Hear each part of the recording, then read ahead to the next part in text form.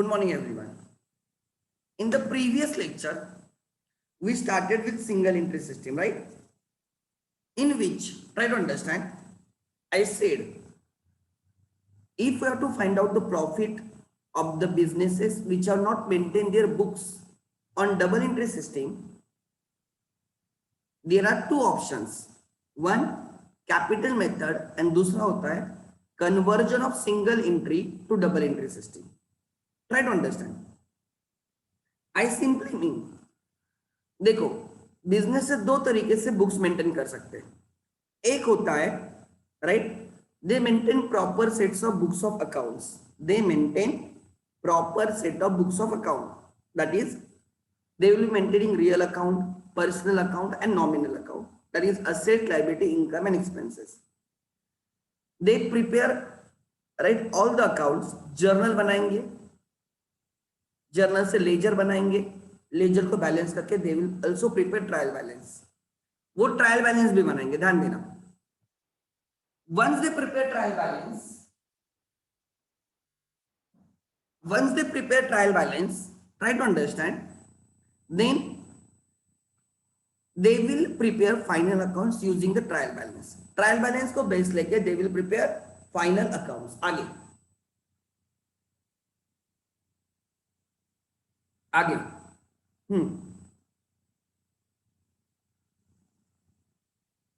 in the final account they will prepare trading account, profit and loss account and balance sheet.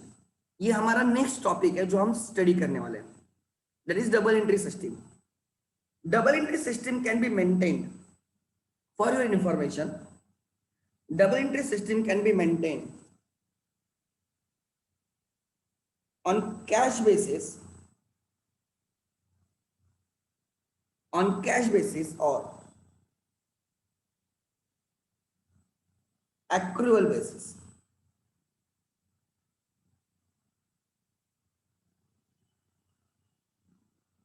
Cash basis में only cash transactions are recorded. Accrual system जो हम actually first lecture से जो सीख रहे हैं वो accrual system है या मर्केंटाइल बेसिस.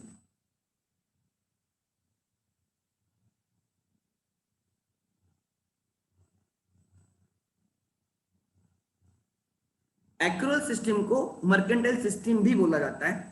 उसमें कैश ट्रांजैक्शन तो रिकॉर्ड करते ही करते हैं, क्रेडिट ट्रांजैक्शंस भी रिकॉर्ड करते हैं. सो मैंने आपको बोला ये हम फर्स्ट लेक्चर सीख रहे हैं proper set of books of account, double entry system. But double entry system is costly to some extent because you have to maintain proper books. You should have a proper accountant. So जो small traders होते हैं, एकदम small traders who cannot afford to have double entry system, they may go for single entry system. And in that case they maintain only cash transactions, cash book or cash account, and they maintain personal account, debtors and creditors, किससे कितना लेना है, किसको कितना देना है, और cash account. They don't maintain any assets account like machinery account, furniture account, right? They don't maintain vehicle account. ऐसे fixed asset account नहीं maintain करते. They don't maintain एक income and expense account, वो नहीं maintain करते. They don't maintain any nominal account. They don't maintain fixed asset account. They maintain only debtors and creditors. किसको हमने cell किया है और किससे हमें पैसे लेने, हमारे डेटर्स और हमारे क्रेडिटर्स. एंड कैश, कितनी कैश आई, कितनी कैश गई. So they don't maintain proper set of books of account. Then and therefore as they have not prepare proper set of books of account, they have not completed double entry. Therefore, they cannot prepare trial balance. उनके case में trial balance कभी रहेगा ही नहीं. अगर trial balance नहीं रहेगा तो try to understand how will they prepare final accounts. वो फाइनल अकाउंट्स नहीं बना सकते. सो देयरफॉर उनके केस में अगर प्रॉफिट ढूंढना है, देयर आर टू मेथड्स. एक है कैपिटल मेथड, दूसरी है conversion from single entry to double entry. Conversion from single entry to double entry. For your information, मैंने उस दिन बोला था इंडिया में बहुत सारे म्युनिसिपल कॉर्पोरेशंस है जो सिंगल एंट्री सिस्टम पे बुक्स मेंटेन करते हैं and later on they give the contract. वो आउटसोर्स करते हैं काम. सीएफ को वो आउटसोर्स करते क्या, हमारी सिंगल एंट्री को डबल एंट्री में कन्वर्ट करके दे दो। Every year they will maintain, पूरे साल सिंगल एंट्री में बनाएंगे और फिर ईयर एंड होने पे वो बोलेंगे हमें आप single entry double entry convert करके दे दो। Try to understand. So this is another method. ये जो मेथड है ये आपके सीए इंटर में है। This method is in CA inter. तो जो चीजें मैं सिखा रहा हूँ लॉन्ग टर्म है, ये ट्राई टू अंडरस्टैंड। हमारे सिलेबस में जो है वो कैपिटल मेथड है। हमारे सिलेबस में जो है वो कैपिटल मेथड है। मतलब टू फाइंड आउट प्रॉफिट और loss we will take change in the capital as a base. Capital increases because of two reasons, additional capital and profit. Capital दो चीजों से इंक्रीज होता है। एक capital, additional capital, opening capital और closing capital देखते हो। Opening capital increases because of two things. Opening capital increases because of two things, because of additional capital and profit. समझ में आ रहा है? And opening capital decreases because of drawings, or you can write, and then you get closing capital. So हम क्या करने वाले? In order to find out profit, ये मैंने लिखा था, देखो, closing capital is equal to opening capital plus additional capital minus drawings plus profit. We have to find out the profit. Therefore, equation for the profit becomes, start with the closing capital plus drawings. Closing capital is given by closing statement of affairs plus drawings minus additional capital. इन तीनों को क्या बोला जाता है?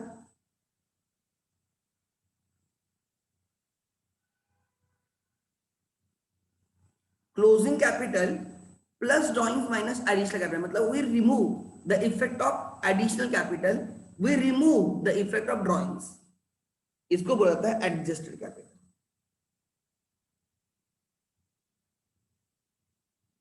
इसको क्या बोला जाता है? Adjusted closing capital. हमने उस दिन टर्म देखी थी ना, एडजस्टेड क्लोजिंग कैपिटल। मतलब अगर ड्राइंग्स नहीं है, अगर एडिशनल कैपिटल नहीं है, तो हमारा क्लोजिंग कैपिटल कितना होगा ये हम ढूंढते हैं। And then we deduct opening capital. To find out closing capital we have to prepare closing statement of affairs. To find out opening capital we have to prepare opening statement of affairs. और हमने उस दिन 3-4 questions किए थे and this was the question. Problem number 3 हमने किया था text book से ही आपके, जिसमें हमने opening statement of affairs and closing statement of affairs किया था। We found out opening capital as 1,12,500. We found out closing capital 1,35,500, and with that we prepare statement of profit and loss. We started with closing capital, add drawings minus additional capital is your adjusted closing capital. Then we subtracted opening capital. अगर answer positive आता है मतलब opening capital is increased, profit. अगर answer negative आता है मतलब opening capital is decrease, वो loss रहेगा। ठीक है, सो हमने कोई क्वेश्चंस किए थे and then we discuss some items. I will revise those items because these items are very important. Try to understand.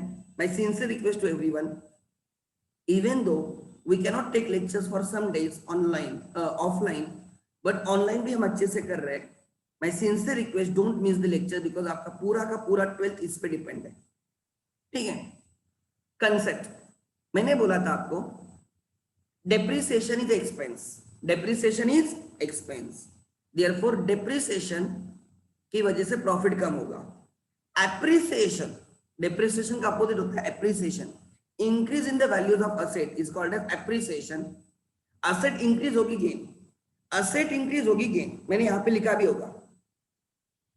Increase in assets are gain, decrease in assets are losses. Increase in liabilities, oh गलत लिखा हमने, oh my god,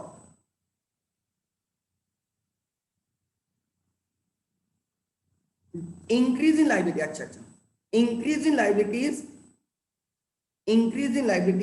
expense, decrease in liabilities gain, and ये है impact on profit. Profit पे क्या impact होगा?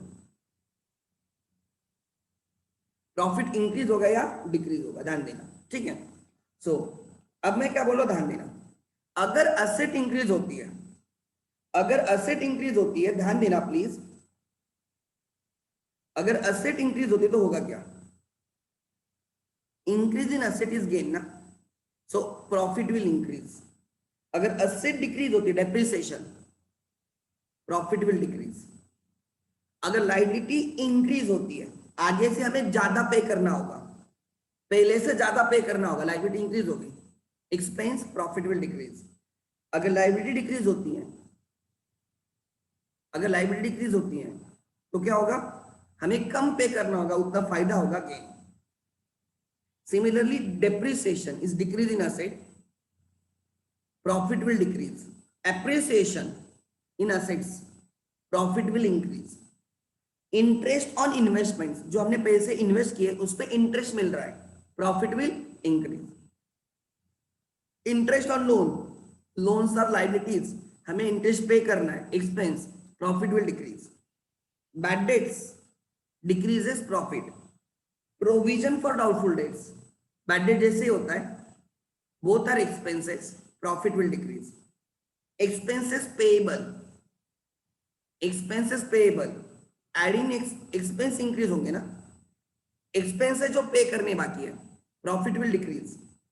Prepaid expense, they are assets, अगर assets है सो प्रॉफिट विल इंक्रीज, ठीक है। लिख लेना now, I am giving you statement in detail, everyone. Statement of profit और लॉस, स्टेटमेंट ऑफ प्रॉफिट और लॉस।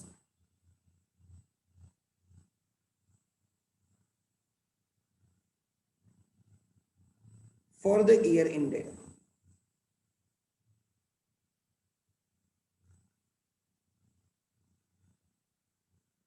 March 31, जो भी रहेगा, suppose 2020, particulars rupees, inner column for calculation, outer column is final, ठीक है, ध्यान देना। Start with capital at the end, start with closing capital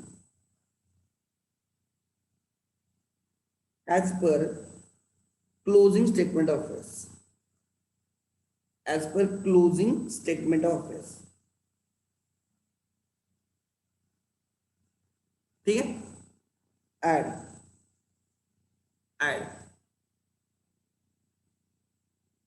drawings during the year,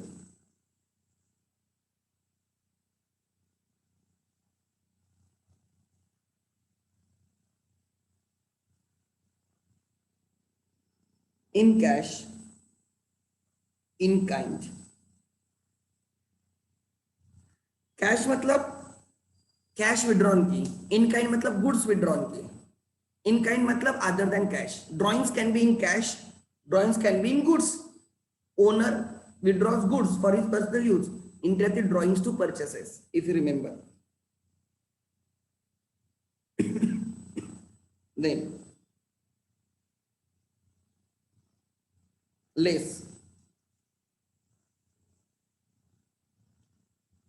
additional capital,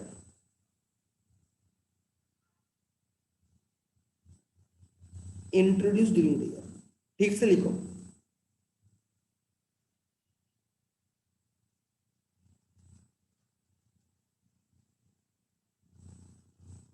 in cash,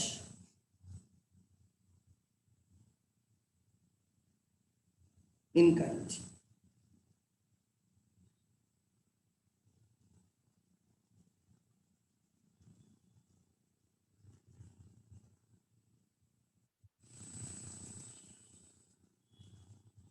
minus होगा।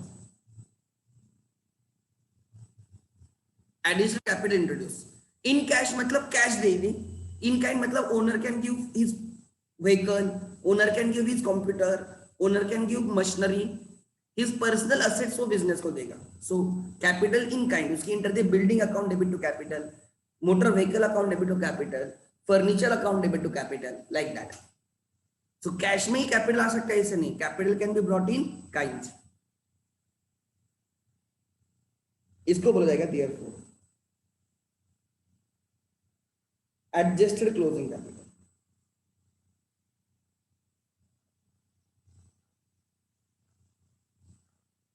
इसको हमने एक नाम दे दिया एडजस्टेड क्लोजिंग कैपिटल। क्या नाम दे दिया?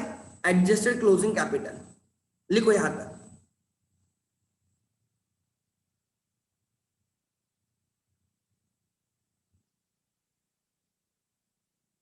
आगे एडजस्टेड क्लोजिंग कैपिटल, ठीक है।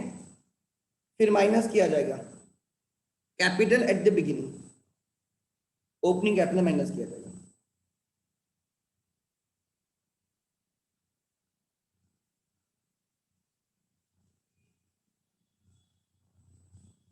As per opening statement of affairs.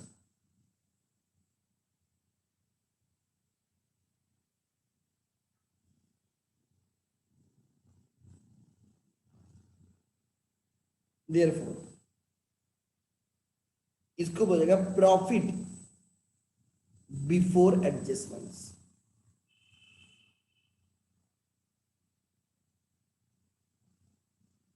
ये हमने उस दिन ये इस पे बहुत प्रैक्टिस की थी, बराबर ना। Closing capital plus drawings minus additional capital minus opening capital, हमें प्रॉफिट मिलता था। Now I will go through the adjustments. हम एडजस्टमेंट्स करेंगे, ध्यान देना एक एक। प्रॉफिट बिफोर एडजस्टमेंट मिल गया आपको, प्रॉफिट बिफोर एडजस्टमेंट। अब we will do adjustments like incomes and gains. Profit incomes and gains will increase the profit, मतलब ये जो प्रॉफिट आया है इसमें इनकम्स एंड गेन्स ऐड करेंगे।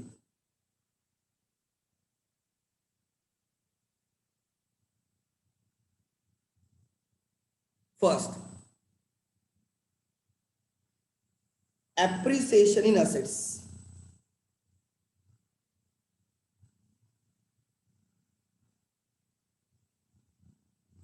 is gain, profit will increase. Second, decrease in liability,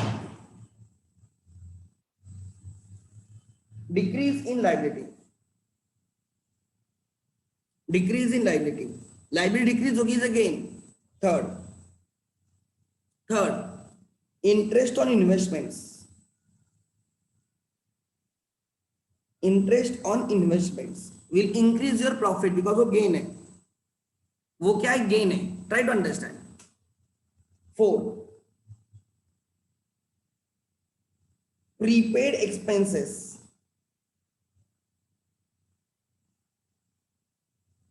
prepaid expenses they are not expenses but they are assets। वो assets होते हैं तो asset increase होते हैं, your profit will increase। Fifth, और income के कौन कौन से? Profit will increase, profit will increase, prepaid expense ले लिया, इंक्रीज इन असेट ले लिया, डिक्रीज इन लायबिलिटीज। यस, ठीक है। एक दो आइटम्स और रहने दो, अगर है तो हम ऐड करेंगे। तो यहां पे आपको मिल जाएगा total gains. So profit will now increase, this plus this is total profit less expenses and losses।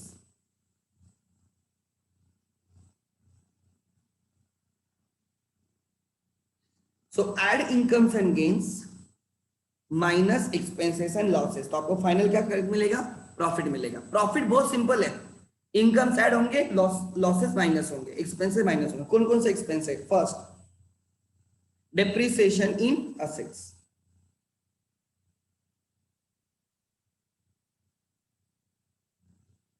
और right of of assets। depreciation मतलब राइट ऑफ,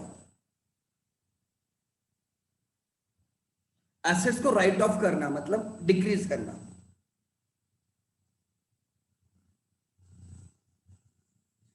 ठीक है। सेकंड, यहां पे 2-3 लाइन जानबूझ के रख देना।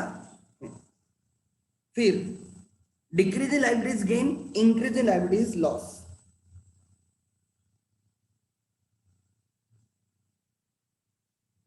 is expense। Third, interest on investment is gain, interest on loans is expense.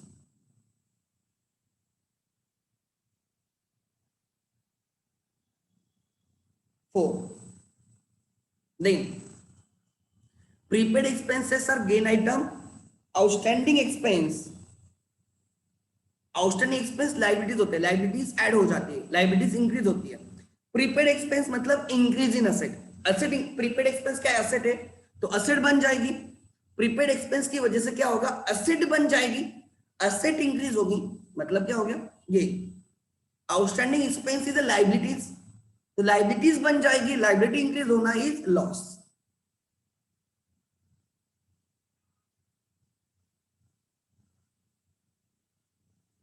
Fifth, bad debts is loss. Everybody knows. वो डेटर जो आपको पे नहीं करते वो बैड डेट्स हो जाते हैं. Provision for bad debts, probable bad debts, provision for bad debts. हमें लगता है कि बैड डेट्स होगा, हमें लगता है कि हमें पैसे नहीं मिलेंगे, वो भी लॉस है as per conservatism concept, as per prudence concept. मैंने सिखाया था लास्ट वीक में कि हम कंजर्वेटिव होते हैं, अगर हमें लगता है लॉस होगा तो आज ही बुक करेंगे. प्रोविजन फॉर बैड डेट्स और doubtful debts, bad and doubtful debts.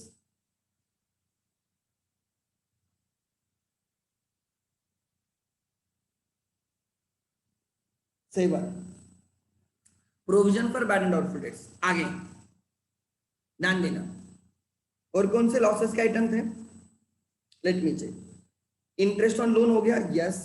Depreciation ले लिया, इंटरेस्ट ऑन लोन ले लिया, बैड डेट्स ले लिया, प्रोविजन फॉर डाउटफुल डेट्स ले लिया, आउटस्टैंडिंग एक्सपेंस ले लिया, डिक्रीज इन लाइबिलिटीज ले लिया, डिक्रीज इन असेट ले लिया, मतलब डेप्रिसिएशन. आगे लिख लेना यहां पे over right under valuation of assets. लिखो under valuation of assets.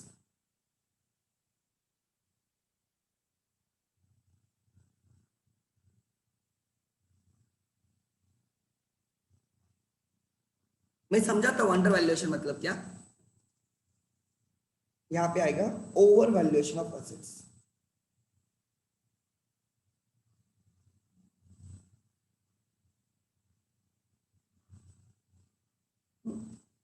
Six, over valuation of liability. Gain, gain में over valuation of liabilities.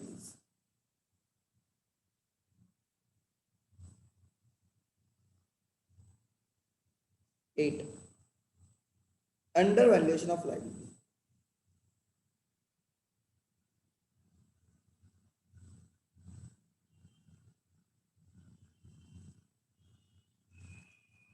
Seven, interest on drawings.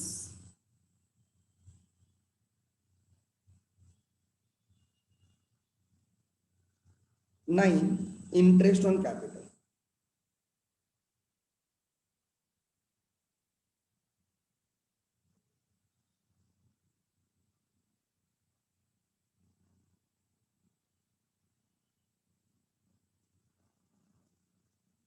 ठीक से लिखो.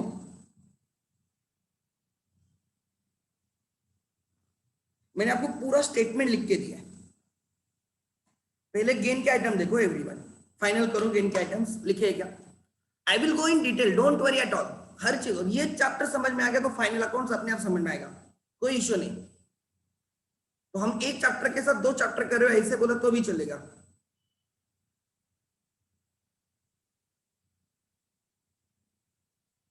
एक ही इसमें दो काम हो रहे हैं.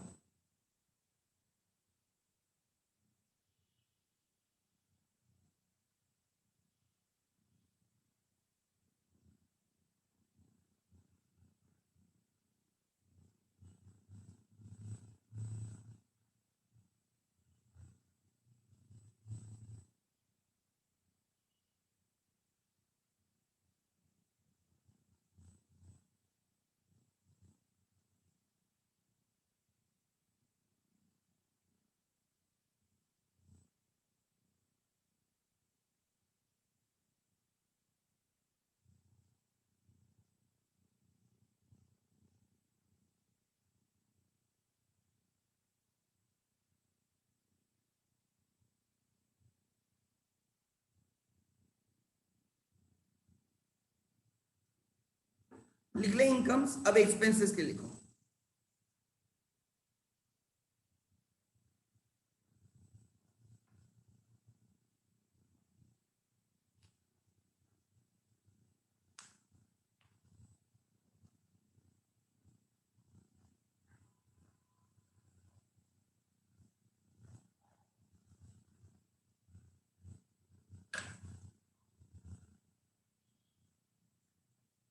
चैप्टर सिंपल है, ठीक है, ध्यान देना। लिख लिया? लिखने के बाद यस लिखो, मतलब मुझे क्लिक होगा। एवरीवन,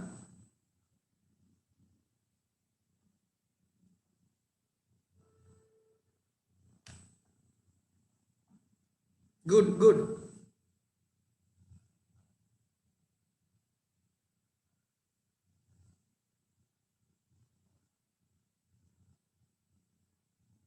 आगे, अब ध्यान देना आगे क्या बोल रहा हूं, ध्यान देना एवरीवन। गुड। और फिर मिलेगा, देखो क्या हुआ प्रॉफिट में, ये जो हमें प्रॉफिट मिला था बिफोर एडजस्टमेंट, हमें एडजस्टमेंट्स करेंगे, प्रॉफिट विल इंक्रीज, इनकम की वजह से प्रॉफिट इंक्रीज होगा, एंड एक्सपेंस की वजह से प्रॉफिट कम होकर आपको फाइनल प्रॉफिट पता चलेगा। देयरफॉर नेट प्रॉफिट, ये आपका नेट प्रॉफिट होगा, ये आपका नेट प्रॉफिट होगा, लिखो नेट प्रॉफिट होगा।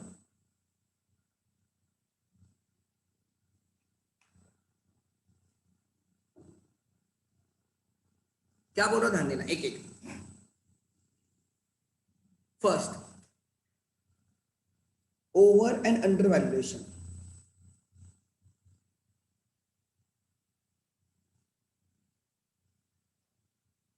Of assets,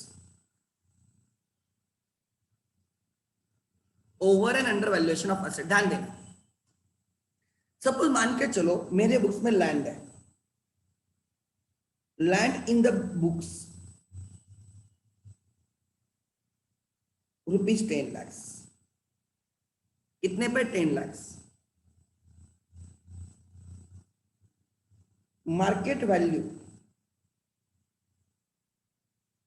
of land is rupees 13 lakhs। मैंने 13 लाख की मार्केट वैल्यू की लैंड को मेरे बुक्स में कितने पे दिखाया, 10 लाख पे। अगर मैं मार्केट में जाता हूं और अगर ये लैंड सेल करता हूं, if I try to sell this land, मुझे कितने रुपीस मिलेंगे, 13 लाख, और मेरे बुक्स में कितनी वैल्यू है, 10 लाख। मतलब 10 लाख की जो असेट मैं बोल रहा हूं, मैं बोल रहा हूं मेरी लैंड 10 लाख की है, बट एक्चुअल उसकी वैल्यू कितनी, 13 लाख है। तो मैंने मेरे बुक्स में, राइट राइट, मैंने मेरे बुक्स में, ध्यान देना, मैंने मेरे बुक्स में लैंड को क्या किया है, मैंने मेरे बुक्स में लैंड को अंडर वैल्यू किया है या ओवर वैल्यू किया है। You have to write the answer. 12 lakh 13 lakh की लैंड है, एक्चुअल वैल्यू 13 लाख है, मेरे बुक्स में 10 लाख पे मैंने दिखाई है। सो 13 लाख की लैंड मैंने 10 लाख पे दिखाई है, राइट। मैंने मेरे बुक्स में उसको कम वैल्यू, अंडर वैल्यू किया है या ओवर वैल्यू किया है। लॉजिकल है, इंग्लिश आनी चाहिए, इंग्लिश। मेरे बुक्स में उसकी वैल्यू कम है या ज्यादा है, अंडर वैल्यू है। So try to understand. अब मैं क्या करना है, ध्यान देना। सो can I say this is under value, therefore can I say land is under valued bye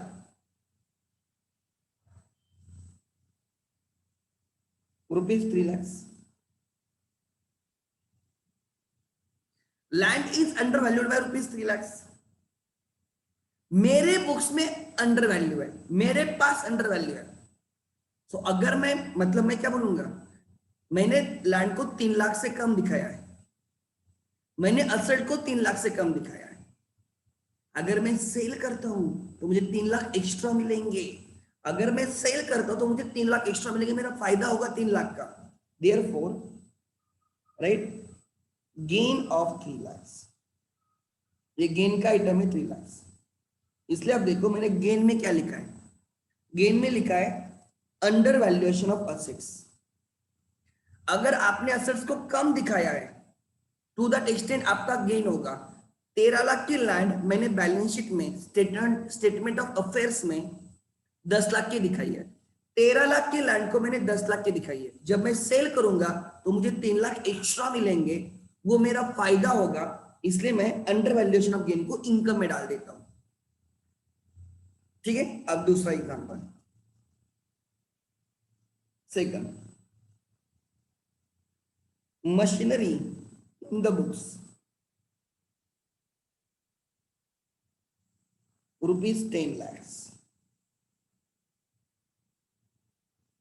market value of machinery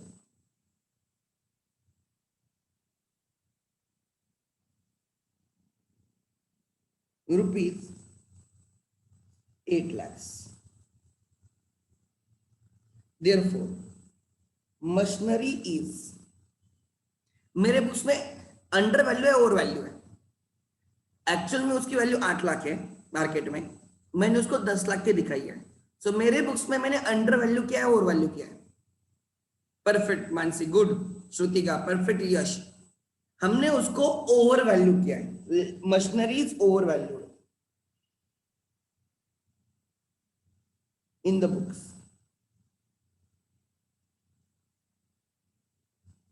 machinery को मैंने ओवर वैल्यू किया इन द बुक्स। तो जब मैं एक्चुअली मैं बोल रहा हूं 10 लाख की है, बट उसकी वैल्यू कितनी है? 8 लाख की। मैं भले ही बोल रहा हूं 10 लाख की, बट उसकी वैल्यू कितनी है? 8 लाख की। मतलब जब मैं सेल करूंगा तो 2 लाख का लॉस होगा।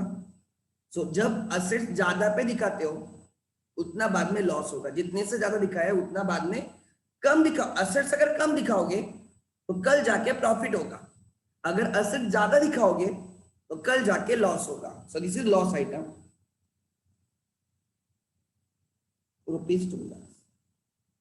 So if, ध्यान देना, if assets are undervalued is gain, if assets are overvalued are loss. देखो, overvaluation of assets are loss। मैंने एक्सपेंसेस में डाला है, मैंने एक्सपेंसेस में डाला है ओवरवैल्यूएशन ऑफ असेट। असेट को कम दिखाया उतना गेन होगा, इसलिए गेन। असेट को ज्यादा दिखाया है कल जाके लॉस होगा, राइट? समझा? तो लॉस में डालो। नेक्स्ट, अब लायबिलिटीज का देखो।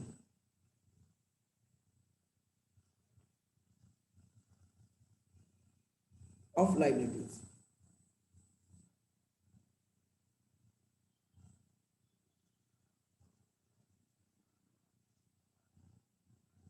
creditors of rupees, creditors as per balance sheet ₹10 lakhs, actual value of creditors 11 lakhs। ध्यान देना, मेरे क्रेडिटर्स बैलेंस शीट में 10 लाख के और उनके एक्चुअल वैल्यू 11 lakhs है। तो you have to tell me therefore creditors are they under valued और ओवर वैल्यूड? हमने उनको ज्यादा दिखाया, कम दिखाया? Type the answer. हमने क्रेडिटर्स को क्या किया? हमारे इधर एक्चुअल वैल्यू कितनी उनकी? 11 लाख। हमने कितने पे दिखाई इन द बुक्स? 10 लाख पे। तो हमने ओवर वैल्यू किया है या अंडर वैल्यू किया है? यस सर, हमने अंडर वैल्यू किया है, हमारे इधर कम दिखाया है। तो लिखो under value, therefore under value. कितने से अंडर वैल्यू है? 2 lakhs, 1 लाख।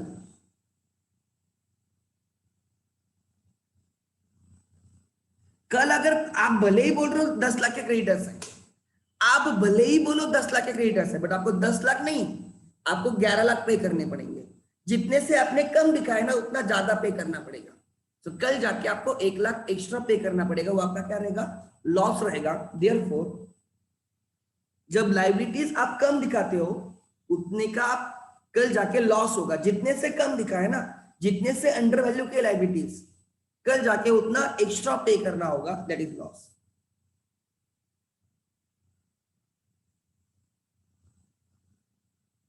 ठीक है। So under valuation of liabilities is loss, मैंने लॉस में डाला, एक्सपेंस लॉसेस में। देखो under valuation of liabilities. Next second example,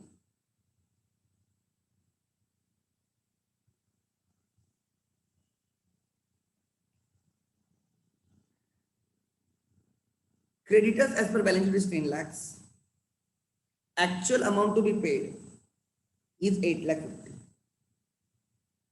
actual value of creditors. अब मुझे बोलो 8 लाख 50 के क्रेडिटर्स मैंने मेरे इधर कितने दिखाए, मैंने 10 लाख के दिखाए। एक्चुअली मुझे पे करने 8 लाख 50, बट मैं बैलेंस शीट में दिखा रहा हूं 10 लाख। तो आपको मुझे बोलना है कि मैंने क्रेडिटर्स को अंडर वैल्यू किया है या ओवर वैल्यू किया है, बोलो।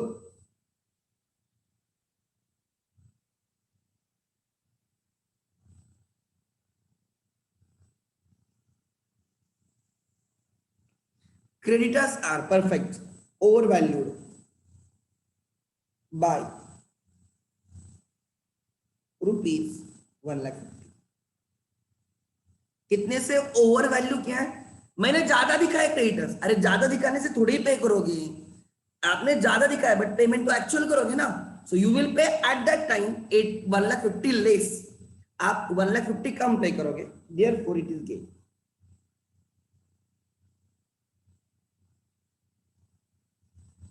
इसलिए हम बोलते हैं जब हम लाइबिलिटीज को ज्यादा दिखाते हैं, भले ही ज्यादा दिखा रहे हो बट पेमेंट कम होगा, उतने का गेन होगा।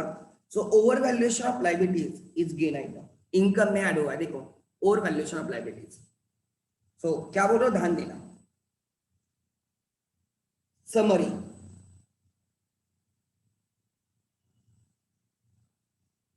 Summary,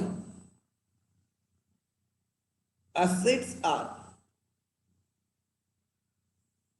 overvalued, assets are overvalued और undervalued, दोनों में से एक।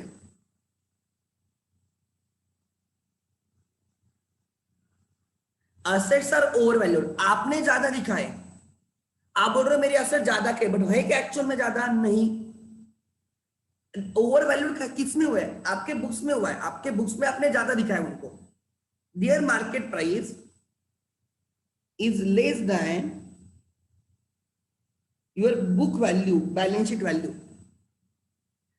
What is overvalued, आपने ज्यादा दिखाया है, एक्चुअली उसकी मार्केट प्राइस कम है, so it is loss. What is undervalued, आपने कम दिखाया, मार्केट में उसकी वैल्यू ज्यादा है, आपने कम दिखाया। Market value is more than book value, balance sheet value is gain. Then liabilities are overvalued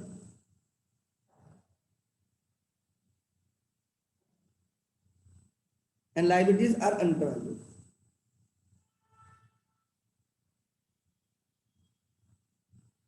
अगर लाइबिलिटीज और वैल्यू है, आपने ज्यादा दिखा है ना, आपने ज्यादा दिखा है। अरे आपने ज्यादा दिखा है मतलब आप क्या पे करने वाले हो, क्या पेमेंट तो एक्चुअल करोगे ना। सो actual value is less then book value, balance sheet value. ठीक है, आपने ज्यादा दिखा है। देखो ओवर वैल्यू है, उनकी वैल्यू 8 लाख 50, आपने दिखाए 10 lakh. So actual value 8 lakh 50 is less than 10 lakh. So आपने ज्यादा दिखाए, आप एक्चुअली ज्यादा पे करोगे क्या, नहीं, आप कम ही पे करोगे, आपको उतना डिस्काउंट मिलेगा, ऐसे बोले तो भी चलेगा।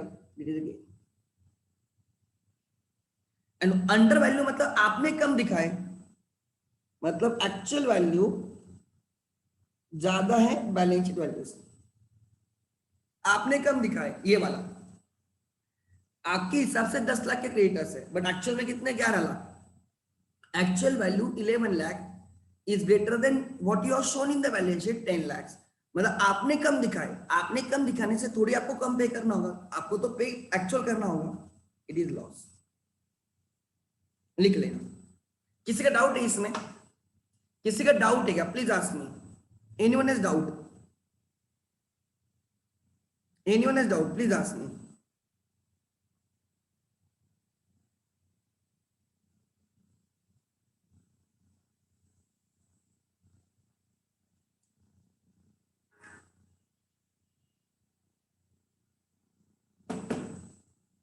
Anyone has doubt? Please ask me. Anyone has doubt? Yes, no. Yes है तो yes लिखो, no है तो no लिखो. Make it fast.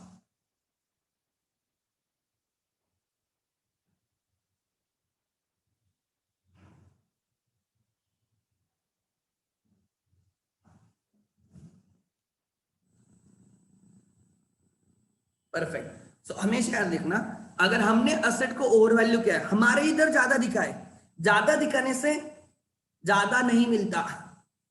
अगर असेट को मैं बड़ा चढ़ा के दिखाता हूं, इसका मतलब मुझे ज्यादा नहीं मिलेगा, उतना मेरा लॉस होगा।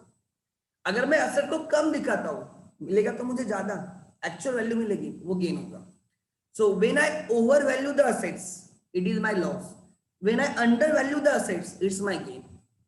When I over value the liabilities, मैं दिखा रहा हूं कि मेरी लाइबिलिटी ज्यादा है, बट एक्चुअल में मैं ज्यादा नहीं पे करूंगा, एक्चुअली पे करूंगा, पे तो कम करना पड़ेगा, गेन होगा। If I under value the liabilities, मुझे तो एक्चुअल पे करना होगा, it will be my loss. ठीक है। सो ध्यान देना मैंने कौन कौन से items, some items are self explanatory, like ध्यान देना, appreciation in the asset, assets increase हो रही is always good for you. Liability decrease हो रही है, good for you.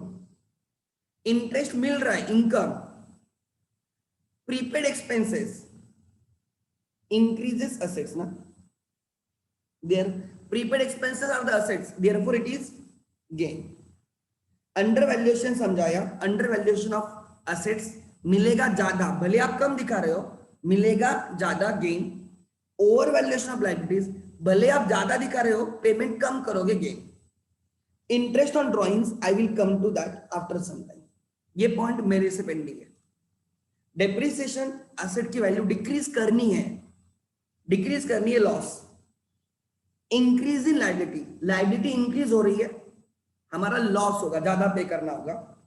Interest on loan, हमने लोन लिया है, इंटरेस्ट पे करना एक्सपेंस है। Outstanding liability, that increase in liability, वो लाइबिलिटी इंक्रीज हो रही है, इसलिए वो हमारा लॉस है। Bad debts is loss, probable bad debts, provision for bad and doubtful debts is loss. Over valuation of assets, हमने ज्यादा दिखा है, डज नॉट मीन हमें ज्यादा मिलेगा, हमें मिलेगा कम ही, लॉस होगा। अंडर वैल्यूएशन ऑफ लाइबिलिटी, हमने लाइबिलिटी कम दिखा है, डज नॉट मीन हमें कम पे करना है, हमें ज्यादा ही पे करना होगा, सो हमें ज्यादा पे करना होगा, उतना लॉस होगा। Interest on capital, I will come some later point of time. ठीक है। सो हमने क्या किया, हमने पहले प्रॉफिट ढूंढा, फिर उसमें इनकम्स ऐड किए, फिर हमने एक्सपेंस माइनस किए, और हमें फाइनल प्रॉफिट पता चला। This is your right in detail statement.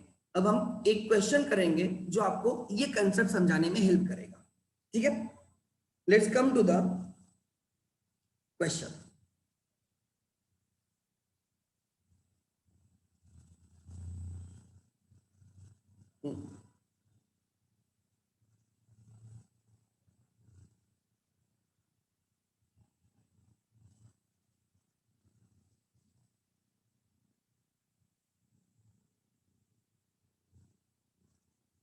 Question number 3, your page number is 359. ठीक है,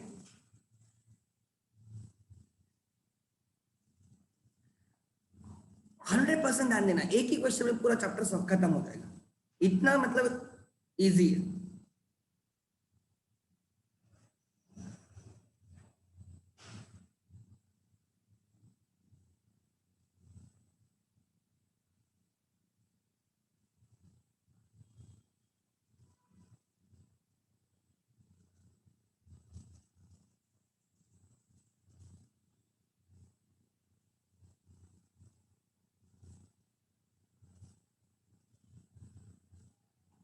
Everyone, Anjali keeps her books by single entry system. Her position as on 1st April 16 was as follows: cash asset, cash at bank is asset, cash in hand is asset, stock is asset, debtors are assets, plant and machinery is asset, bills receivable is asset, creditors is a liability, bills payable is liability. Position as on 31st March 17, so ये opening position है, this is opening position 1st April 16, this is closing position. Opening position to find out opening capital, closing position to find out closing capital. And what is capital? Assets minus liabilities is capital. Cash 3,900, cash in hand 2,000, stock asset, debtors asset, plant and machinery asset, bills payable liability, bills receivable asset, creditors liability. During the year, उस पूरे 12 month में Anjali introduce further capital of 1,500. This is additional capital. हमारे statement में जहां से हम closing capital start करते हैं, एडिशनल कैपिटल ऐड होगा या माइनस होगा? हमारे आंसर में क्लोजिंग कैपिटल से स्टार्ट करते हो तो आपको मुझे बोलना है एडिशनल कैपिटल ऐड होता है या माइनस होता है? ऐड और माइनस लिखो जल्दी. क्या होता है? Yes Mansi correct. Yes make जल्दी बोलो. सब्सट्रैक्ट होगा, माइनस होगा. माइनस भूमिका correct.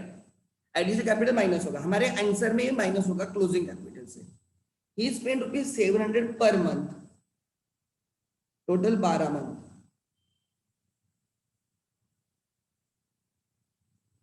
I think 8,400 for personal use. ये ड्रॉइंग्स है, ये ऐड होगा. Depreciation on plant and machinery is 5% and create reserve for doubtful debts 5%, RD 5% on debtors. Prepare a closing and opening statement of this and statement of profit and loss. ठीक है, let's start. Solution. Everyone लिखो मेरे साथ. Depreciation is loss. RDD reserve for doubtful debts, provision for doubtful debts is loss. ठीक है, income का item एक भी नहीं है. 2 आइटम्स दिए वो लॉसेस के.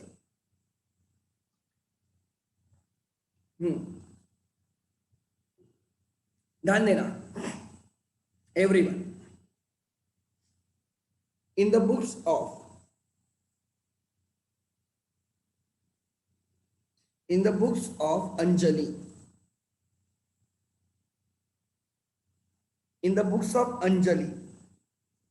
ठीक है, statement of affairs.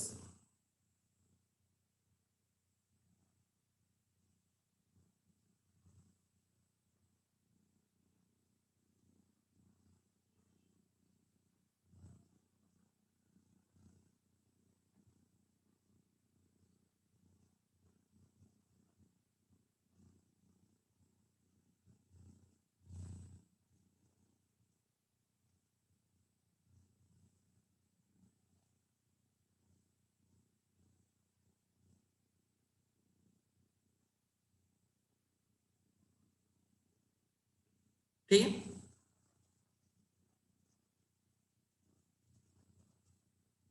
Left hand side is called as liability side,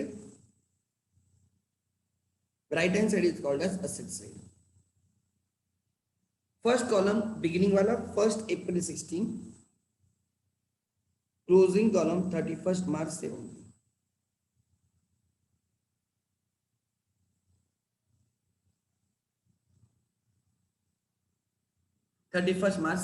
आगे. ठीक है, लेट्स स्टार्ट. अब एक एक लिखेंगे. Cash at bank. पहले ओपनिंग कॉलम चाहिए तो कंप्लीट करो.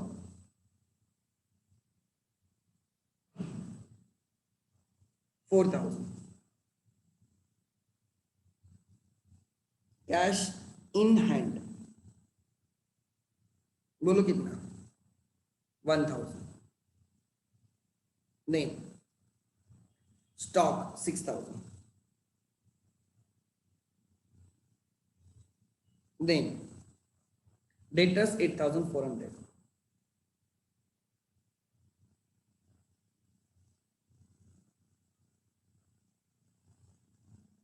Then plant and machinery 7,500.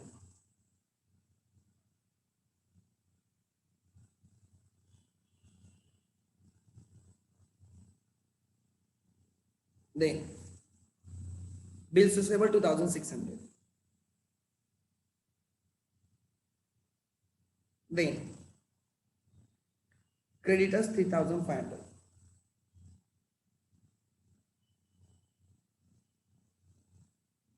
आगे bills payable 4,000.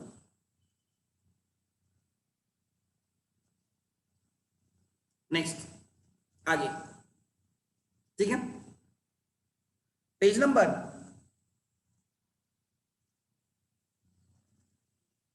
359 आगे, पेज नंबर 359 आगे, सिंगल एंट्री कर रहे हैं, ठीक है, जिनको नहीं पता उनके लिए आगे, ठीक है। अब क्लोजिंग बैलेंसेस दिए, कैशियर बैंक 3,100, उसके बाद कैश इन हैंड 2,000, आगे stock 9,000, then debtor 7,500, then plant and machinery 7,500, आगे बिल्स पेएबल 2,200, बिल्स पेएबल है ना वो, bills payable 2,200 liability, then bills receivable 3,400, then उसके बाद क्रेडिटर्स 1,500। लिख लिया सब? ध्यान देना मैं क्या बोल रहा हूं, समझने के लिए ध्यान देना please. This is current asset, current asset, stock is current asset, debtors current asset, bills receivable is current asset. Current assets every year उनके बैलेंस से चेंज होते रहते, opening closing opening closing opening closing change होता रहता है। But अगर आप plant and machinery देखते हो, it is fix asset. It is which asset? Fix asset. इसकी जनरली वैल्यू सेम रहती है, बिकॉज डेली वो चेंज, हम डेली फिक्स असेट परचेस नहीं करते, डेली फिक्स असेट हम सेल नहीं करते। सो यू कैन सी हमारे बिगिनिंग ऑफ द ईयर, हमारे साल के स्टार्टिंग में हमारे पास 7,500 के प्लांट एंड मशीनरी थे, and at the end of the year also 7,500 के ही प्लांट एंड मशीनरी है। तो आपको मुझे बोलना है कि हमने पूरे साल में कुछ प्लांट एंड मशीनरी परचेस या सेल किए हैं क्या? बिगिनिंग ऑफ द ईयर मेरे पास 7,500 की प्लांट एंड मशीनरी थी, at the end of the year भी मेरे पास 7,500 की ही मशीनरी है। डज इट मीन कि इन फिक्स असेट में कोई चेंजेस है क्या? कुछ मैंने परचेस सेल किया है क्या? क्या लगता है आपको? नो। गुड। मतलब हमने पूरे साल कितने वैल्यू की प्लांट एंड मशीनरी यूज की है? 7,500। यही हमने पूरे साल यूज की, इसलिए क्लोजिंग में 7,500। अगर ऐसे मान के चलो, अगर हमारे पास 7,500 की प्लांट एंड मशीनरी थी और हमने इस साल में 2,500 की प्लांट एंड मशीनरी परचेस की होती, तो क्लोजिंग में कितना रहता? 10,000। एंड सपोज हमने उसको बराबर मिड ऑफ द ईयर को परचेस किया होता, तो मैं बोलता 7,500 पूरे साल से है एंड 2,500 6 मंथ से। मैं बोलता 7,500 पूरे साल में ही यूज कर रहा हूं, एंड बाद में मैंने जो 2,500 की मशीनरी ली है वो मैं 6 मंथ्स यूज कर रहा हूं, इसलिए क्लोजिंग में कितना दिखेगा? 10,000। सो जब opening is less then the closing, मतलब हमने बीच में प्लांट एंड मशीनरी क्या की है? परचेस की है। बट जब ओपनिंग एंड क्लोजिंग सेम है, ओपनिंग में भी 7,000, क्लोजिंग में भी 7,500 सेम है, 7,500 7,500, मतलब we are not purchase anything, we are not sold anything. ठीक है। फिक्स असेट जनरली चेंज नहीं होते। Fix asset unless and until you purchase और you sell, they do not change, right. आगे करंट असेट्स एवरी ईयर क्या होते रहते हैं? चेंज होते रहते हैं। Current assets and current liabilities. Current मतलब पानी का करंट, पता है ना, नदी का करंट। नदी हमेशा बहती रहती है, पानी एक जगह पे नहीं रहता, नदी में पानी हमेशा बहता रहता है। सिमिलरली करंट असेट हमेशा चेंज होती रहती है। करंट कंसेप्ट कहां से आई है ध्यान देना। वी से नदी का करंट है, मतलब नदी हमेशा फ्लो होती रहती है, एक पानी एक जगह पे नहीं रहता है, हमेशा पानी चेंज होता रहता है, बहते रहता है, फ्लो होते रहता है, चेंज होता रहता है। वही तो, वहां से तो कंसेप्ट आई करंट असेट की। What do you mean by current asset? Assets which will keep on changing. Cash daily change होगा, बैंक डेली चेंज होगा, डेटर्स क्रेडिटर्स, डेटर्स हमेशा चेंज होंगे, बिल्स रिसीवेबल हमेशा चेंज होगा, इन्वेंट्री हमेशा change होगी, they are current, but fix assets नाम ही फिक्स्ड है, they generally do not change. ठीक है, आगे अब हम कैपिटल ढूंढ सकते हैं, चलो स्टार्ट करो।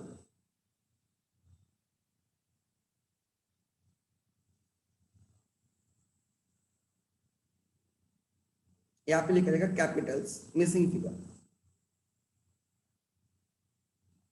बैलेंसिंग फिगर, असेट की टोटल ले लो, 4 + 1 5, 5 + 6, 5 + 6 11, 11 + 8 19, 19 + 7 26, 26 + 2 28, 28 + 29, 29,500, असेट की टोटल 29,500 माइनस दिस 500, 500 में कितना ऐड करो तो 500 बचेगा, 000, 3 + 4 7, my opening capital is 22,000, check करो please confirm, my opening capital is 22,000, closing capital ढूंढना है, 900, 1,400, 1,900, 2,300, 2 carried, 5 7 16 23 29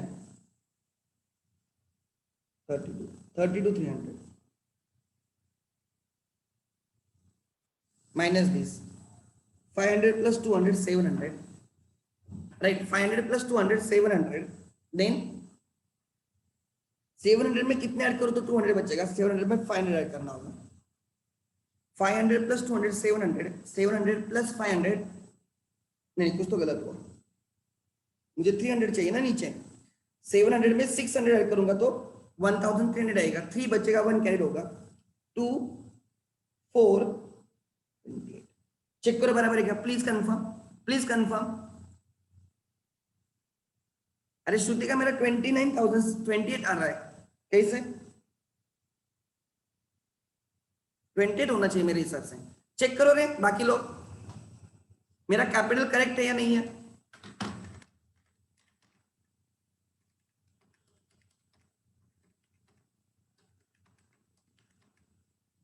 अच्छा इसकी टोटल गलत है क्या, इसकी टोटल चेक करो कितनी है, इसकी टोटल कितनी है, 900, 1,400, 1,900, 2,300, 2 कैरिड, मतलब ये 5 हो जाएगा, 7 16 23 30 33, ओ बराबर है, ये टोटल रॉन्ग है।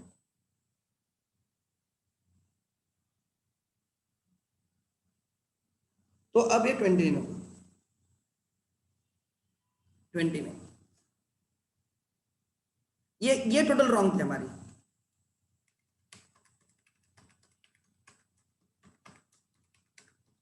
खुद करते जाओ, yes 29,600, your opening capital,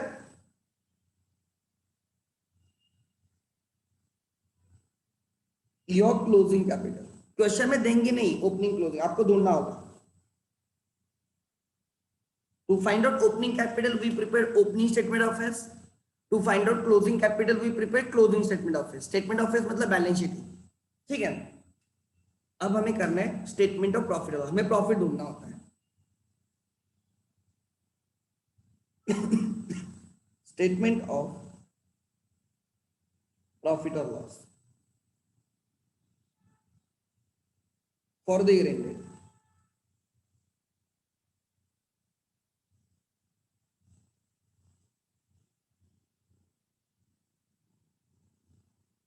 March 31, 2017।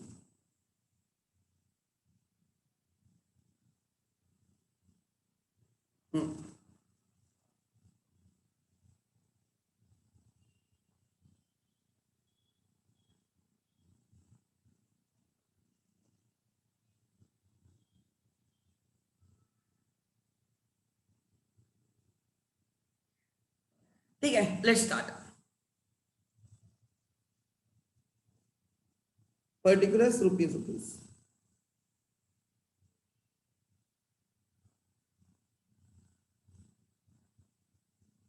Particulars rupees लिखो। सबसे पहले लिखोगे capital at the end of the year, 31 March 7। Capital at the end मतलब 31 मार्च 17 is the end, 29,600, start with 29,600 outer column. Add drawings during the year,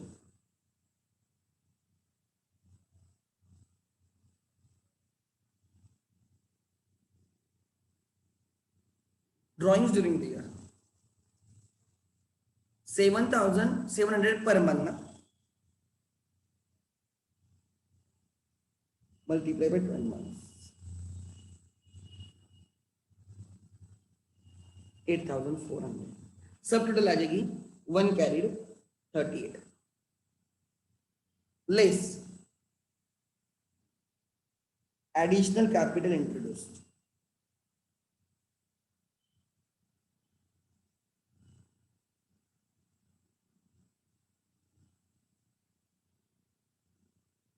during the year। कितना capital आया लिखा होगा, he introduced further capital of 1,500, she introduced 1,500।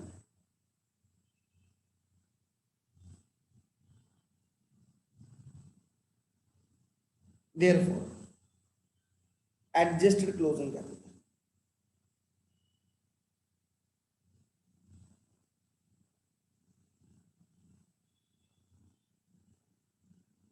ठीक है, less capital at the beginning मतलब capital as on,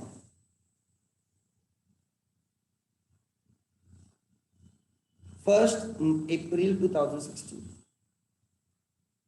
capital at the beginning 1 April 16, 22,000।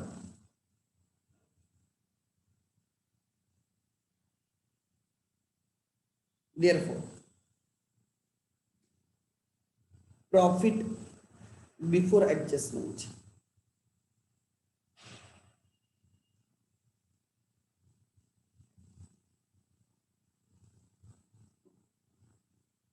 $14,500।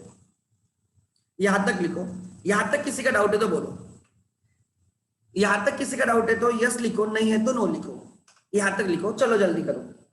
फिर अब हम यहां तक तो हमने प्रीवियस भी ऐसे क्वेश्चंस में बहुत बार किया था, करो कंप्लीट। और अगर किसी को यहां तक डाउट है तो यस लिखो, नहीं है तो नो लिखो, कोई प्रॉब्लम नहीं, यस तो यस, नो तो no, be honest with yourself.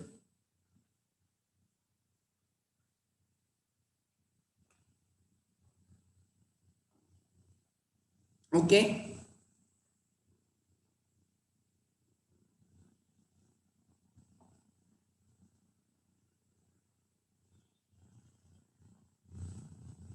Good Shrutika, good Dev, Mansi good, बाकी लोगों का क्या है,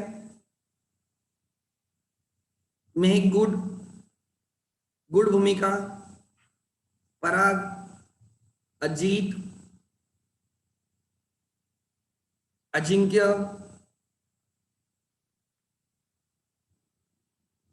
दर्शना, वरदान, यश, सेजल मैडम,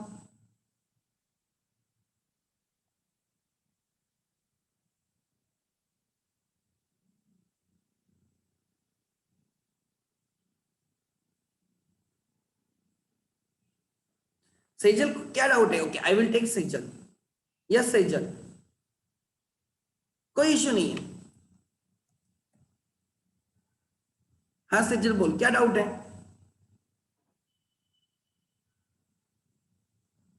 यस सेजल, अच्छा नो डाउट, ओके तूने यस लिखा इसलिए मैंने पूछा, कोई इश्यू नहीं। आई थिंक तू उस दिन अटेंड नहीं कर पाई ना, आगे सो ध्यान देना, यहां तक आ गए। अब हमें प्रॉफिट में इनकम ऐड होते हैं और एक्सपेंसेस माइनस होते हैं। यहाँ पे लिखा जाएगा ऐड इनकम्स एंड गेन्स।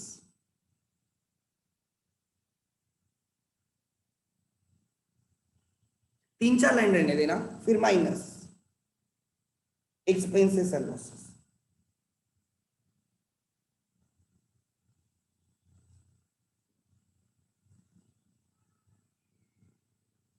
अब देखते हैं,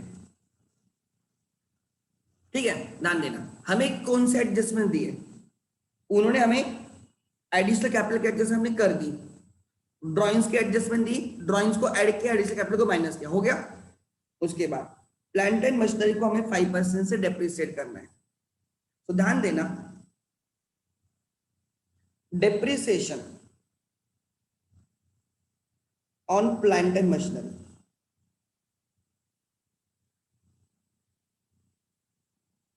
हमारे पास कितने की प्लांट एंड मशीनरी थी बिगिनिंग में? 7,500। हमारे पास एंड में कितने की प्लांट एंड मशीनरी? मेरी diagram try to understand. 7,500। So can I say हमने पूरे साल मशीनरी यूज की है। अगर हमने पूरे साल यूज की है तो हमारा डिप्रिसिएशन पूरे साल का रहेगा। कितनी वैल्यू हमने पूरे साल यूज की है? 7,500 हमने पूरे साल यूज की, मशीनरी यूज हो रही यूज हो रही यूज हो रही यूज हो रही, इसलिए एंड में वो 7,500 है। सो can I say I have used machinery of 7,500 for the entire year, इसलिए I will provide depreciation on 7,500 for entire year. Therefore depreciation is equal to 7,500 multiply by कितना रेट बोला हमने? डेप्रिसिएट करना है मतलब कम करना है। कितने से कम करना है? 5%। कितने से बोला? 5% फॉर एंटायर ईयर। अगर मैं 6 मंथ से यूज करता तो मैं 6 मंथ का डेप्रिसिएशन देता। Always remember, top of the page, VIMP, top of the page, depreciation and interest लिख लेना। Depreciation and interest are always calculated with respect to time. Depreciation and interest may be interest on loan or interest on investment. अगर हमने 10 month के लिए investment किया तो हमें 10 month का इंटरेस्ट मिलता है, 12 मंथ का नहीं। अगर हमने 10 मंथ के लिए लोन लिया है तो हम 10 मंथ का इंटरेस्ट देंगे, 12 मंथ का नहीं। जितने मंथ्स है उतने मंथ्स का इंटरेस्ट, उतने मंथ्स का डेप्रिसिएशन भी।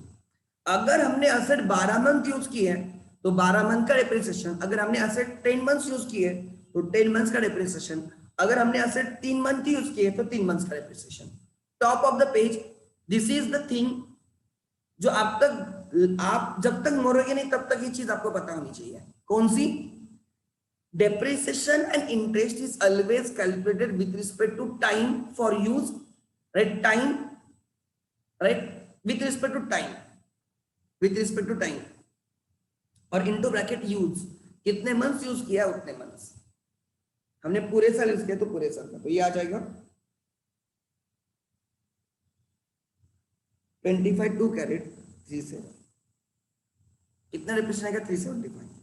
कितना डेप्रिसिएशन आएगा? 375। डेप्रिसिएशन इज लॉस, तो एक्सपेंस का फर्स्ट आइटम मिल गया। Depreciation on plant and machinery, expense का फर्स्ट आइटम 375 से working note 1 WN1, working note number 1, और यहाँ पे रेफरेंस दे दो वर्किंग नोट नंबर 1, ठीक है।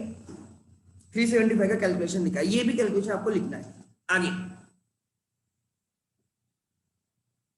मतलब हमें लगता है 7,500 की एसेट है, वो एंड में 375 से रिड्यूस होके, राइट, बचेगा 7125, ठीक है। आगे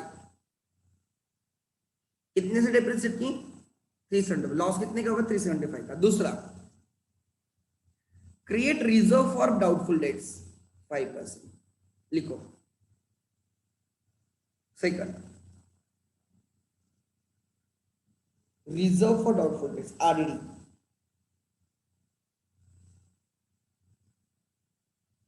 कोई लोग प्रोविजन फॉर डाउटफुल डेट बोलते हैं, कोई लोग रिजर्व फॉर डाउटफुल डेट बोलते हैं, जो बोलना है बोलने को।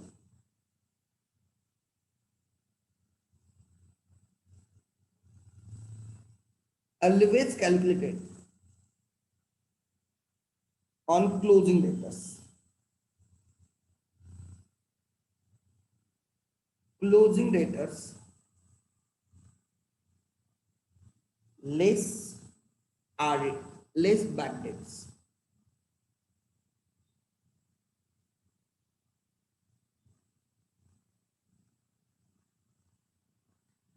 RDD is always calculated on closing debtors less RDD, less bad debt. Therefore, closing debtors.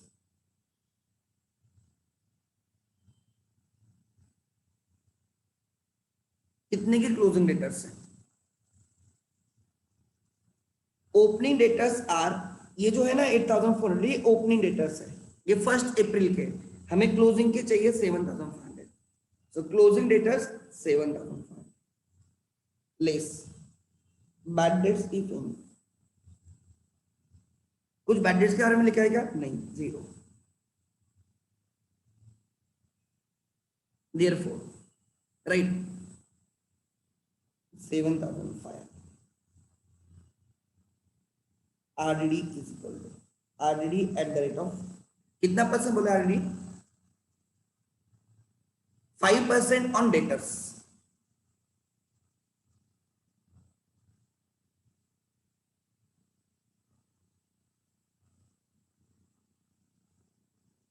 $7,500 का 5%,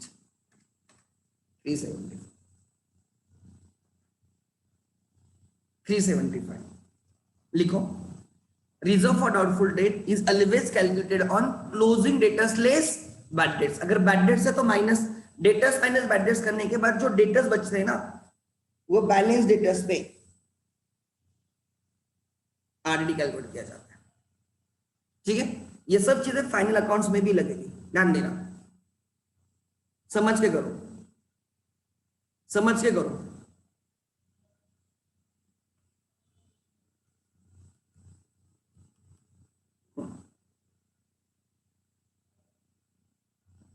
RDD is also loss. Loss का सेकंड आइटम मिला, RDD into bracket working note 2।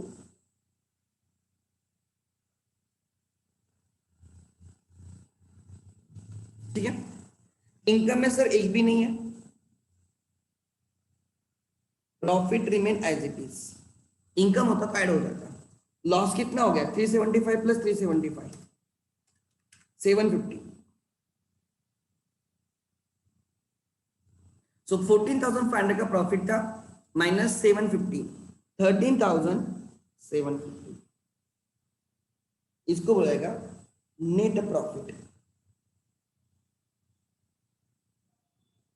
During the year.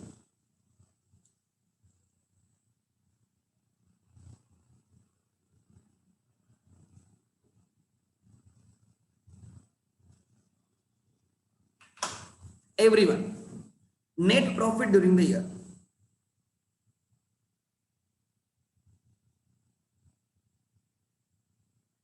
समझा ये क्वेश्चन या नहीं समझा? Please ask me.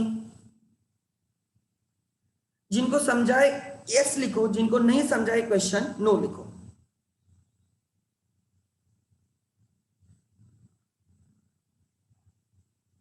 Good.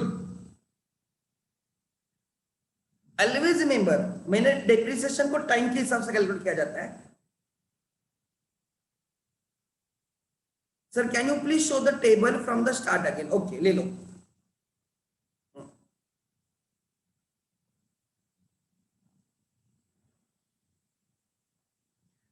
देखो, depreciation loss, RDD भी लॉस, और आरडीडी कौन से वैल्यू पे निकल जाता है? Closing debtors minus bad debts. अगर बैड डेट्स होता माइनस करके बाद जो आएगा उसका 5%।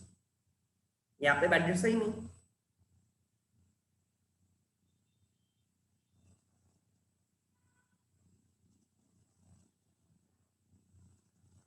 और ये वर्किंग होता है। Always calculated on closing debtors less RDD. In the next lecture, मैं कल एक और लेक्चर लूंगा, obviously I am taking lecture tomorrow, तो उसमें I will teach you the calculation of depreciation calculation of RDD, मैं एक दो सिंपल सम लेके और उस पर एक्सप्लेन करूंगा तो आपको वो हमेशा का क्लियर हो जाएगा। ठीक है, किसी के डाउट है यहां तक अभी तक? किसी के डाउट्स है? ये वाला क्या लिखो।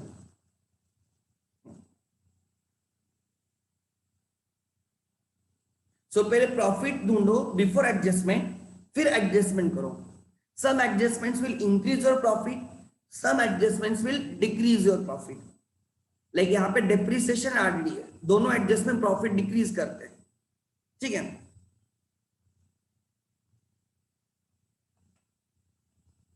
समझिए करो, बिकॉज ये चैप्टर बहुत इंपॉर्टेंट है, पूरा फाइनल अकाउंट्स इस पे डिपेंड है।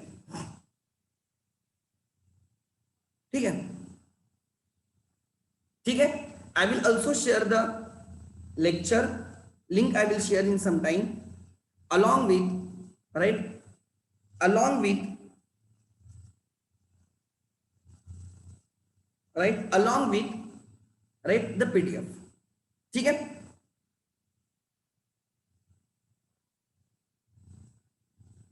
जल्दी लिखो।